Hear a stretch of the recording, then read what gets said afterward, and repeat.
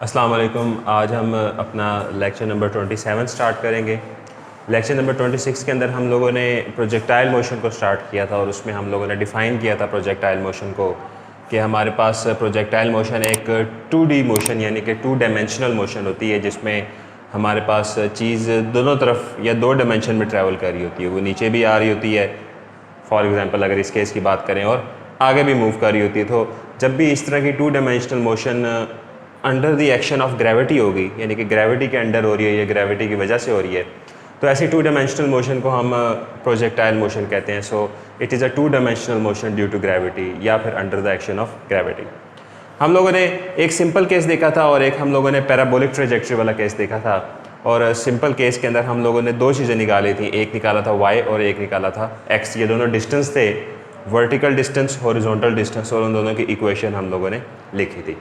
इसी तरह हम लोगों ने इस केस के अंदर 5 पॉइंट डिस्क्राइब किए थे कि पॉइंट ऑफ प्रोजेक्शन क्या होता है, पॉइंट ऑफ लैंडिंग क्या होता है, एंगल ऑफ प्रोजेक्शन क्या होता है, ट्रेजेक्ट्री क्या होती है, प्रोजेक्टाइल इटसेल्फ क्या चीज़ होती है। इन सब 5 पॉइंट्स को डिफाइन करने के बाद हम लोगों ने फाइनल वेलोसिटी निकाली थी, और फाइनल वेलोसिटी वी निकालने के लिए हमें उसका x और y कंपोनेंट चाहिए था। तो हम लोगों ने पहले उसका x और y कंपोनेंट की इक्वेशन निकाली थी, VIX और VIY की मदद से VFX और VFY निकाला था। उन दोनों की वैल्यूज़ यहाँ पे पुट करेंगे अगर, तो हमारे पास फाइनल वेलोसिटी का मैग्नीट्यूड और हमारे पास फाइनल वेलोसिटी का जो एंगल ऑफ लैंडिंग बनता है वो भी हमारे पास इसी की मदद से आ गया था हमारे पास। आज हम लोगों ने 3 इंपॉर्टेंट टर्म्स डिफ़ाइन करनी है जो कि प्रोजेक्टाइल मोशन में बहुत इंपॉर्टेंट होती है। हमने उन तीनों को डिफ़ाइन करना है। सबसे पहले हाइट ऑफ प्रोजेक्टाइल को, उसके बाद टाइम ऑफ फ्लाइट को, और सबसे एंड पे हम लोग रेंज ऑफ प्रोजेक्टाइल को डिफ़ाइन करेंगे। सबसे पहले हम अपना काम स्टार्ट करते हैं, डिफ़ाइन करते हैं इस डायग्राम की मदद से कि हमारे पास हाइट ऑफ प्रोजेक्टाइल क्या होती है, और बाद में उसकी इक्वेशन निकालेंगे।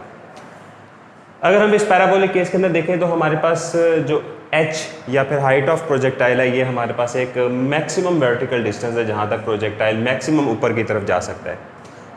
मैक्सिमम वर्टिकल डिस्टेंस जो कि एक प्रोजेक्टाइल तय कर सकता है अपवर्ड डायरेक्शन में या वर्टिकल डायरेक्शन में, that is called height of projectile. Maximum vertical distance travelled by the projectile is called height या इट्स हाइट ऑफ प्रोजेक्टाइल। हम इस इक्वेशन की मदद से इसकी वैल्यू निकाल सकते हैं, और हम देखते हैं कि जब ऑब्जेक्ट यहाँ से चलना स्टार्ट करेगा और जब यहाँ तक पहुँच जाएगा तो उसने जो फासला तय करेगा वो वर्टिकल फासला h होगा, और ये एक लीनियर डिस्टेंस है, बिल्कुल एक स्ट्रेट लाइन में डिस्टेंस बन रहा है, तो हमारे पास इक्वेशन ऑफ लीनियर मोशन इस्तेमाल हो जाएगी। अगर मैं कहता हूँ कि मैंने डिस्टेंस फाइंड करना है जो वो मेरे पास h है, और फाइनल वेलोसिटी आपको पता है कि मैक्सिमम हाइट पे जाके जो y कंपोनेंट होता है वेलोसिटी का वो 0 हो जाता है। और y क्यों? बिकॉज h एक वर्टिकल डिस्टेंस है, तो इसका मतलब है कि हम अगर h यहाँ पे इस्तेमाल करते हैं तो हम VF का भी y कंपोनेंट इस्तेमाल करेंगे और VIY का भी y कंपोनेंट इस्तेमाल करेंगे, बिकॉज h हमारे पास एक ऐसा डिस्टेंस है जो y के लॉन्ग है, तो इसके अंदर हमारे पास y कंपोनेंट्स आएंगे। अब मुझे पता है कि वेलोसिटी का y कंपोनेंट मैक्सिमम हाइट पे जाके 0 हो जाता है, और वेलोसिटी का y कंपोनेंट हमेशा मैक्सिमम हाइट पे, चाहे वो प्रोजेक्टाइल मोशन हो चाहे वो फ्री फॉल मोशन हो, मैक्सिमम हाइट पे जाके 0 हो जाता है। हमारे पास ये तो 0 हो जाएगा और रह जाएगा VIY। और आपको पता है कि अगर हम डिस्क्राइब करते हैं कि अगर ये V इनिशियल है और ये इसका एंगल ऑफ प्रोजेक्शन है, तो हमारे पास ये बन जाता है इसका x कंपोनेंट और ये बनता है इसका y कंपोनेंट, और ये चीज़ को ऊपर लेके जाएगा तो एक्सेलरेशन होगी मेरे पास -g, क्योंकि चीज़ जब भी ऊपर की तरफ जाती है तो उसकी एक्सेलरेशन -g होती है, और जब नीचे की तरफ आती है तो इसकी एक्सेलरेशन +g होती है। तो ये बन जाएगा -2gh माइनस VIY की वैल्यू थी हमारे पास VI sin थीटा, यहाँ से ही देख लें तो ये बन जाएगा VI cos थीटा और ये बन जाएगा VI sin थीटा, इसका स्क्वायर, तो हमारे पास आ जाएगा -2gh is equal to -VI square sine square theta. ये वाला माइनस इसके साथ कट जाएगा और h की वैल्यू रह जाएगी VI square sine square theta over g। तो ये हमारे पास हाइट ऑफ प्रोजेक्टाइल की वैल्यू है, और देखें इसमें सिर्फ 2 ही वेरिएबल्स हमें चाहिए, एक इनिशियल वेलोसिटी और एक एंगल ऑफ प्रोजेक्शन थीटा। इसके अलावा g की वैल्यू आपको मालूम होती है, 9.8 मीटर पर सेकेंड स्क्वायर लेते हैं हम। ये हमारे पास सारा तरीकाकार है to find height of projectile. उसके बाद सेकंड जो टर्म आती है वो आती है हमारे पास टाइम ऑफ फ्लाइट। और टाइम ऑफ फ्लाइट को हम डिफ़ाइन करें तो पॉइंट ऑफ प्रोजेक्शन से लेकर पॉइंट ऑफ लैंडिंग तक हमारे पास इस ऑब्जेक्ट को जो ट्रैवल करने में टाइम लगता है इसे बोलते हैं time of flight. So it is the time taken from point of projection to point of landing. और जब मैं बात करता हूँ कि ऑब्जेक्ट यहाँ से ट्रैवल करता हुआ यहाँ तक आएगा और मैं देखता हूँ कि वाई के लॉन्ग जितना ये ऊपर गया उतना ही वापस नीचे आ गया, तो वाई के लॉन्ग इसने जो डिस्टेंस तय किया वो ज़ीरो तय किया, क्योंकि वाई के लॉन्ग ये जितना ऊपर गया उतना ही नीचे आ गया। और वाई के लॉन्ग मैंने बात की है तो फिर इनिशियल वेलोसिटी का भी वाई लूँगा और एक्सेलरेशन का भी वाई कंपोनेंट लूँगा। इनिशियल वेलोसिटी मुझे पता है किसके बराबर है, इनिशियल वेलोसिटी वाई के लॉन्ग जो है वो मेरे पास वी आई साइन थीटा के बराबर है और एक्सेलरेशन माइनस जी के बराबर होगी और साथ में आ जाएगा टी स्क्वायर और यहाँ पे भी आ जाएगा टी। अब मैंने इस टाइम ऑफ फ्लाइट को लादा करना है क्योंकि मैंने ये जो टाइम लिया है ये मैंने लिया है अपना टाइम ऑफ फ्लाइट के लिए, तो मैं इस टर्म को ये जो माइनस वाली है इसको इधर भेजूँगा तो ये हो जाएगी यहाँ पे जाके प्लस और यहाँ पे रह जाएगा v i sine theta t. सारी बात है ये वाला टी जो है ये वाला जो टी था ये कैंसिल हो जाएगा इसके एक के साथ और यहाँ पे जो टी है या टाइम ऑफ फ्लाइट है ये रह जाएगा 2 वी आई साइन थीटा, ये 2 इधर आके मल्टीप्लाई हो जाएगा और जी नीचे आके क्या हो जाएगा डिवाइड हो जाएगा। सो ये हमारे पास जो इक्वेशन बची है that is for time of flight. और इधर भी हमारे पास वही दो वेरिएबल्स हैं वी आई और थीटा, वी आई और थीटा। सो इसका मतलब इन दोनों क्वांटिटीज़ को फाइंड करने के लिए हमारे पास सिर्फ दो ही वेरिएबल चाहिए होते हैं, एक इनिशियल वेलोसिटी और एक एंगल ऑफ प्रोजेक्शन। थर्ड हमारे पास जो क्वांटिटी है वो है हमारे पास कहलाती रेंज ऑफ प्रोजेक्टाइल और आपको यहाँ पे लेबल की हुई नज़र आ रही है। ये हमारे पास हॉरिजॉन्टल डिस्टेंस है पॉइंट ऑफ प्रोजेक्शन से लेकर लैंडिंग तक और ये मैक्सिमम हॉरिजॉन्टल डिस्टेंस होता है जो कि एक प्रोजेक्टाइल कवर कर सकता है हॉरिजॉन्टली या एक्स एक्सिस के लॉन्ग। अगर मैं कहता हूँ कि ये हमारे पास रेंज है तो ज़ाहिर बात है ये हमारे पास एक्स के लॉन्ग ही आएगा, बिकॉज रेंज एक्स के लॉन्ग होती है तो वेलोसिटी का हमारे पास एक्स कंपोनेंट आएगा और जो टाइम ऑफ फ्लाइट होगा हम यहाँ पे पुट करेंगे, बिकॉज हम बात करें यहाँ से लेकर यहाँ तक और यहाँ से लेकर यहाँ तक जो टाइम लगता है वो हमारे पास टाइम ऑफ फ्लाइट होता है, तो मैं यहाँ पे टाइम की जगह पे पुट कर दूँगा टाइम ऑफ फ्लाइट।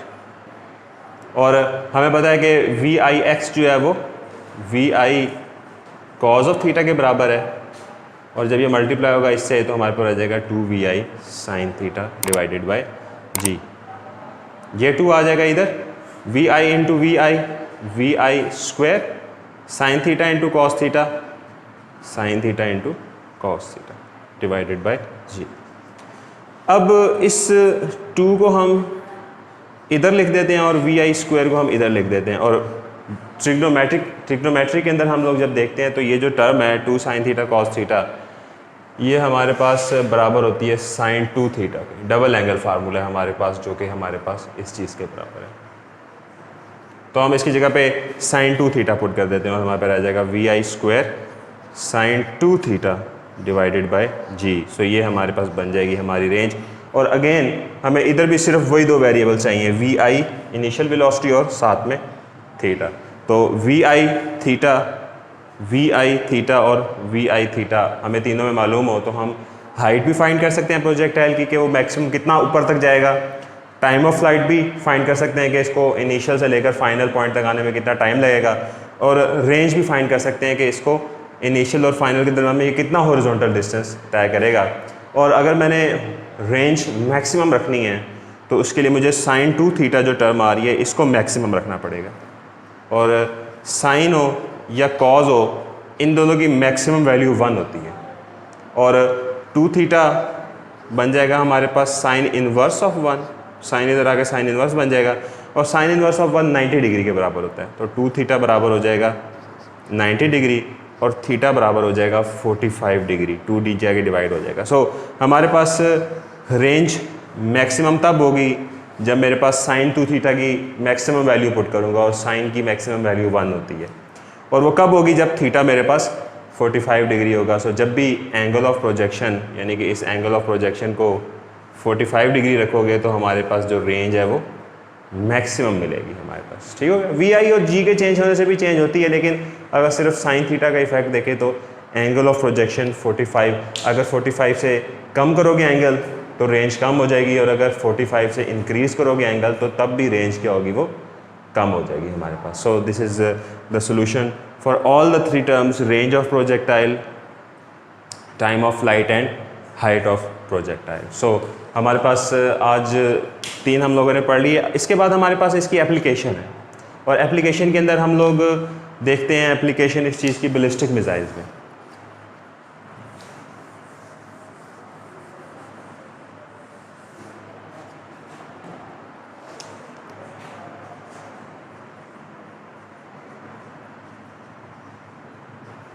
आमतौर पे बहुत सारी ऐसी चीज़ें होती हैं जहाँ पे प्रोजेक्टाइल मोशन हो रही होती है. जैसे कि अगर आप किसी को बॉल कैच कराते हैं, या किसी को मार्कर कैच कराते हैं, या किसी को फुटबॉल किक करके थ्रो करते हैं, तो हमारे पास हर केस के अंदर हमारे पास जो ट्रेजेक्ट्री बनती है वो एक पैराबोलिक बनती है और प्रोजेक्टाइल मोशन हो रही होती है उसके अंदर. लेकिन स्पेशल केस है बैलिस्टिक मिसाइल का, जो कि बिल्कुल इसी तरह की पैराबोलिक ट्रेजेक्ट्री में ट्रैवल करता है. बैलिस्टिक मिसाइल हमारे पास एक ऐसा मिसाइल होता है जो कि बिल्कुल ही अनपावर्ड और अनगाइडेड होता है. अनपावर्ड का मतलब है कि इसकी पावर पे कोई कंट्रोल नहीं होता. एक दफ़ा इसको इनिशिएट कर दिया है तो फिर जारी बात है जब तक ये अपनी पॉइंट को या टारगेट को हिट नहीं करेगा, हम इसको बीच में स्विच ऑफ नहीं करवा सकते या रोक नहीं सकते. अब इसने एक दफ़ा छोड़ दिया तो ये जाके हिट करेगा अपने टारगेट को. और अनगाइडेड मतलब इसकी डायरेक्शन पे कंट्रोल नहीं होता. एक दफ़ा जिस डायरेक्शन में इसको प्रोजेक्ट कर दिया हम लोगों ने, उसके बाद रास्ते में हवा चल पड़ी और इसकी डायरेक्शन चेंज होगी तो फिर हम इसके डायरेक्शन को कंट्रोल नहीं कर सकेंगे. सो एक ऐसा अनपावर्ड जिसकी पावर पे कंट्रोल ना हो, और एक ऐसा अनगाइडेड जिसकी डायरेक्शन पे कंट्रोल ना हो, कहता है ऐसे मिसाइल को एक बैलिस्टिक मिसाइल कहते हैं. अब क्या होता है कि अगर हमारे पास ये अर्थ है और अगर मैंने यहाँ से प्रोजेक्ट किया है किसी चीज़ को, तो आम तौर पे जिस डायरेक्शन में मैंने इसको प्रोजेक्ट किया है इसको इसी डायरेक्शन में चलते रहना चाहिए अगर इसके ऊपर कोई एक्सटर्नल फोर्स नहीं लग रही. ये न्यूटन का फर्स्ट लॉ है कि जब तक कोई एक्सटर्नल फोर्स ना लगे, जो चीज़ जिस डायरेक्शन में जिस स्पीड के साथ जा रही है उसी के साथ जाती रहती है. लेकिन अर्थ का हिसाब किताब है तो हमारे पास ग्रेविटेशनल फोर्स इस पे लगेगी और ये इसके स्ट्रेट पाथ को डिस्टर्ब करेगी, और स्ट्रेट पाथ को ये क्या करेगी, पैराबोलिक ट्रेजेक्ट्री के अंदर ये ऊपर जाना चाह रहा होगा लेकिन ग्रेविटी इसको वापस क्या कर लेगी, नीचे खींच लेगी. तो सबसे पहला जो हमारे पास प्रोजेक्टाइल मोशन के ऊपर इफेक्ट पड़ता है वो हमारे पास, या इस मिसाइल के ऊपर जो इफेक्ट पड़ता है वो ग्रेविटी का पड़ता है. और दूसरा जो पड़ता है इफेक्ट वो होता है हमारे पास एरोडायनेमिक फोर्सेस का. और एरोडायनेमिक फोर्सेस में हमारे पास 2 चीज़ आ जाती हैं. एक आ जाती है विंड स्पीड और एक हो जाती है हमारे पास एयर फ्रिक्शन. जारी बात है एयर एक हमारे पास फ्लूइड है और इसका कोई ना कोई फ्रिक्शन होता है, इसकी कोई ना कोई ड्रैग फोर्स होती है जो कि इसके पाथ पे असर डालेगी. हवा चलेगी तो जारी बात है दाएं बाएं कर देगी. और दूसरा होता है हमारे पास विंड स्पीड. जितनी ज़्यादा विंड स्पीड होगी हमारे पास इसकी जो डायरेक्शन है उसके ऊपर उतना ही ज़्यादा असर पड़ेगा. जारी बात है आमतौर पे एंगल ऑफ प्रोजेक्शन जो है इस तरह के मिसाइल्स का जारी बात है बहुत ज़्यादा सोफिस्टिकेटेड तरीके से कैलकुलेट किया जाता है. और ये नहीं होता कि इसका सिर्फ एक ही एंगल ऑफ प्रोजेक्शन निकलता है. इसके डिफरेंट कंडीशंस के लिहाज से कि विंड स्पीड कितनी है, एयर फ्रिक्शन कितनी है, और विंड स्पीड अगर इतनी है तो इतना एंगल होना चाहिए, अगर थोड़ी सी बढ़ गई है तो एंगल थोड़ा सा चेंज कर. तो हमारे पास बहुत सारे एंगल ऑफ प्रोजेक्शन निकलते हैं तो उनको टेबुलर यानी कि टेबल की फॉर्म में स्टोर किया जाता है. और इसकी जो कैलकुलेशन होती है थीटा की वो बहुत ज़्यादा कॉम्प्लिकेटेड होती है तो यहाँ पे उस चीज़ को डिस्कस नहीं किया गया.